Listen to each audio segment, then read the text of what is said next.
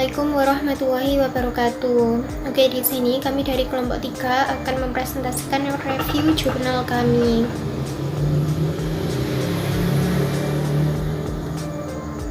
Judul jurnal yang kami ambil yaitu Physiological and Behavioral Response of Farm Animals to Stress, Implication to Animal Productivity. Fisiologis dan perilaku bersesuaian dengan tanggapan hewan ternak terhadap stres, implikasinya terhadap produktivitas hewan. Identitas jurnalnya yaitu American Journal of Advanced Agricultural Research Volume 1 Issue 2 pp 5361 tahun 2013. Penulis NCA Bassi N.E. Tim, Mary E. William, dan kawan-kawan. Reviewersnya antara lain yang pertama Dia Sari, 2 Aulia Tasya Rizkina, 3 Latifatul Fadila, 4 Kalista Purwati Putri, 5 Nadifa Nur Fajrin, dan yang keenam Khairunisa Kusumastuti.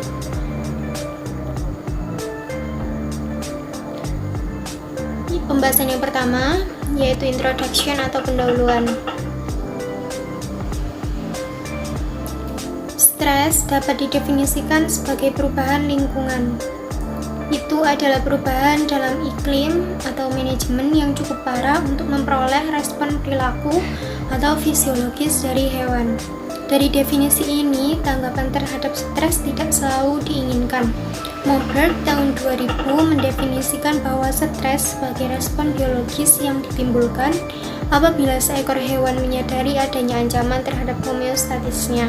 Stool tahun 1997 mendefinisikan stres sebagai efek merugikan dalam lingkungan atau sistem manajemen yang memaksa perubahan dalam hewan, baik fisik atau perilaku, untuk menghindari kerusakan fisiologis dan membantu hewan dalam mengatasi lingkungannya.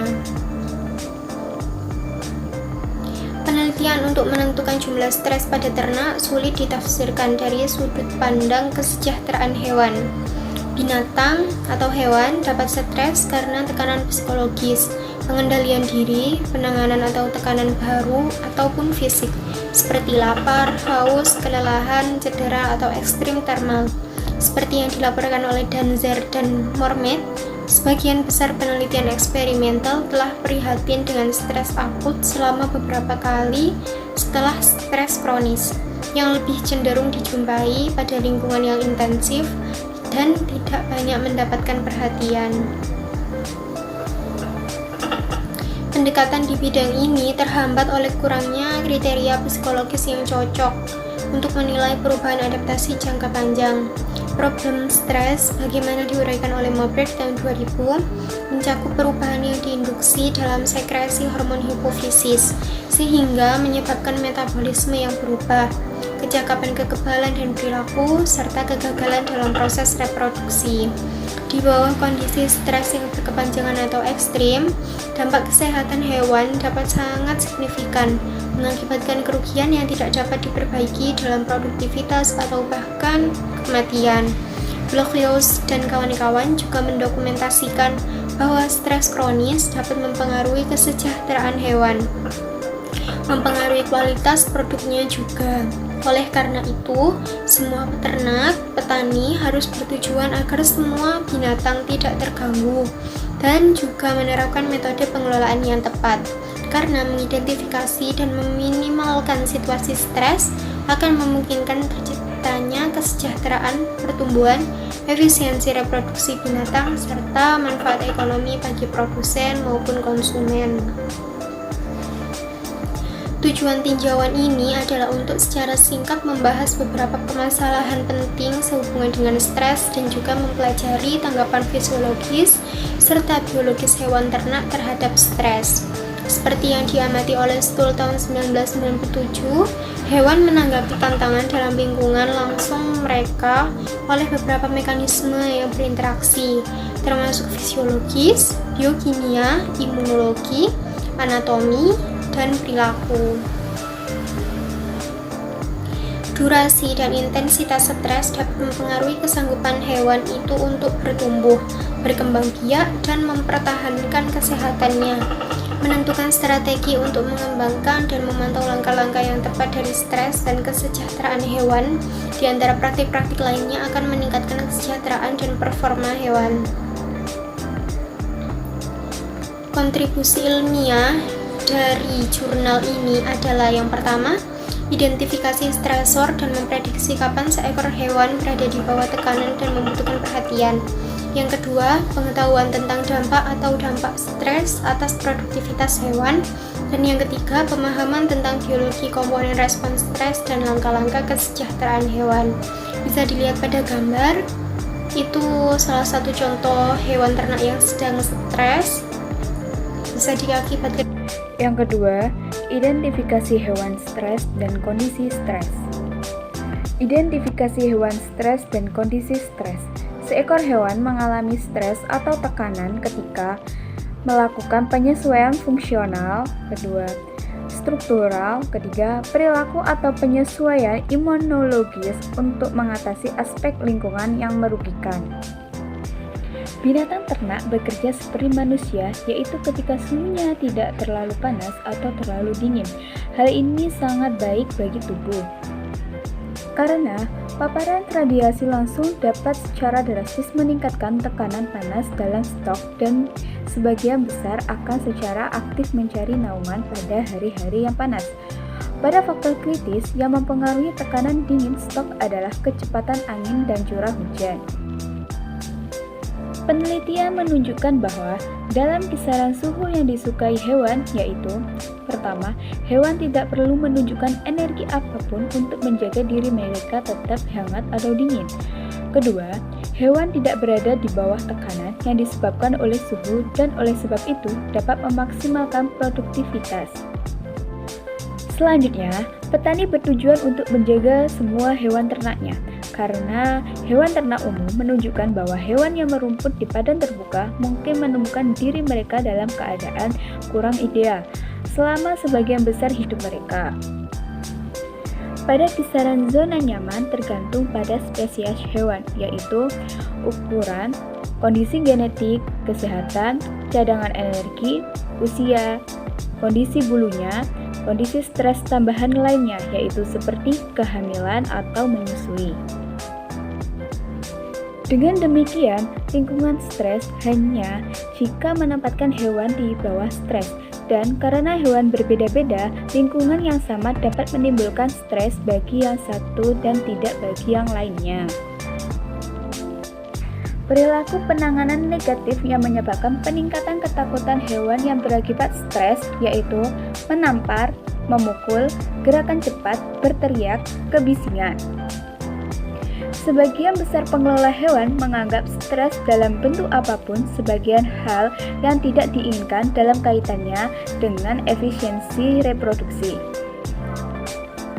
Dalam kondisi stres yang berkepanjangan atau ekstrim dapat berakibat efeknya pada kesehatan hewan yang dapat menjadi signifikan yang mengakibatkan kerugian permanen dalam produktivitas atau bahkan kematian. Yang selanjutnya yakni respon atau reaksi fisiologi hewan dan perilaku terhadap stres. Hewan seperti halnya manusia bisa mengalami stres.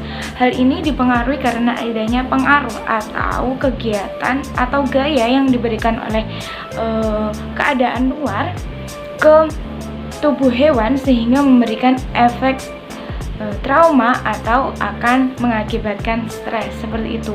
Nah, respon ini bisa mengakibatkan respon negatif atau bisa mengakibatkan respon positif terhadap rangsangan tersebut.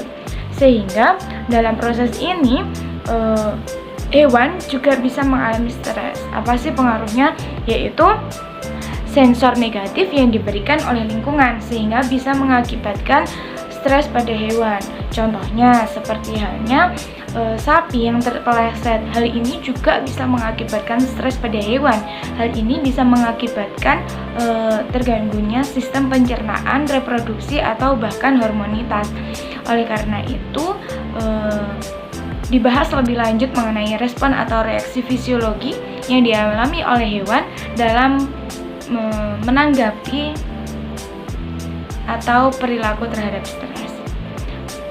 Selanjutnya yaitu terhadap respon ini yaitu bagian otak, di mana otak ini menjadi sentral atau pusat di mana hewan ini melakukan adaptasi atau perilaku dan fisiologis akan memberikan pengukuran keseluruhan terbaik dari ketidaknyamanan hewan. Dari nyaman tidaknya suatu hal, hewan tersebut dipengaruhi karena otaknya. Bagaimana otak menanggapi respon tersebut? Disebutkan bahwasanya sistem saraf pusat mengumpulkan dari eksternal dan lingkungan internal informasi yang diperlukan untuk memelihara homeostasis, di mana itu memberi arti penting pada informasi ini dalam hal bahaya ataupun ancaman. Dari homeostasis ini berupa ancaman atau informasi yang mengakibatkan stres tersebut. Kemudian yang terkait dengan harapan pribadi, pengalaman masa lalu, dan peluang untuk kontrol. Akhirnya ini memulai respon adaptif. Respon adaptif ini bisa berupa respon positif ataupun respon negatif. Nah, dalam hal ini bagaimana kita bisa menentukan bahwasanya hewan itu stres atau tidak, yaitu melalui banyaknya aksis hipofisis adrenal merespon, yaitu menghapus variabel gairah emosional, mengurangi atau menghilangkan respon terhadap beberapa sensor lain seperti panas atau dingin, respon hormonal, dan perilaku terhadap erat dalam situasi stres. Nah, sehingga ketika hewan tersebut mengalami stres akan berpengaruh terhadap emosionalnya. Seperti halnya manusia, ketika mengalami stres juga mengalami gangguan mental, seperti itu. Hewan pun juga seperti itu. Hal ini dipengaruhi oleh aksis hipofisis adrenal. Bagaimana itu cara meresponnya? Di sini saya akan menjelaskan poin keempat mengenai pengukuran stres. Pengukur stres pada hewan, misalnya peningkatan suhu tubuh ketika mendapatkan suhu panas di sekitarnya, atau respon yang dilakukan untuk membentuk kembali kondisi normalnya. Dijelaskan bahwa ilmuwan mengukur tekanan pada hewan dengan meningkatkan frekuensinya. Namun, pengukuran stres merupakan langkah pertama untuk menerapkan pengetahuan ekologi terhadap produksi hewan. Langkah kedua merupakan penafsiran nilai-nilai dengan interpretasi indikator stres dan indikasinya. Seperti tantangan nyata karena terus menghasilkan lebih banyak serta lebih mengenai stres. Selanjutnya, pengukuran respon stres oleh ilmuwan dirancang untuk memeriksa respon perilaku atau fisiologis. Perekam video telah membantu para ilmuwan dalam mengumpulkan data perilaku hewan serta dapat dianalisis tanpa mengganggu hewan tersebut dengan kehadiran peneliti. Beberapa langkah dapat digunakan untuk mengevaluasi fungsi biologis yang berkaitan dengan fisiologi stres serta data teknis dan patologis hewan.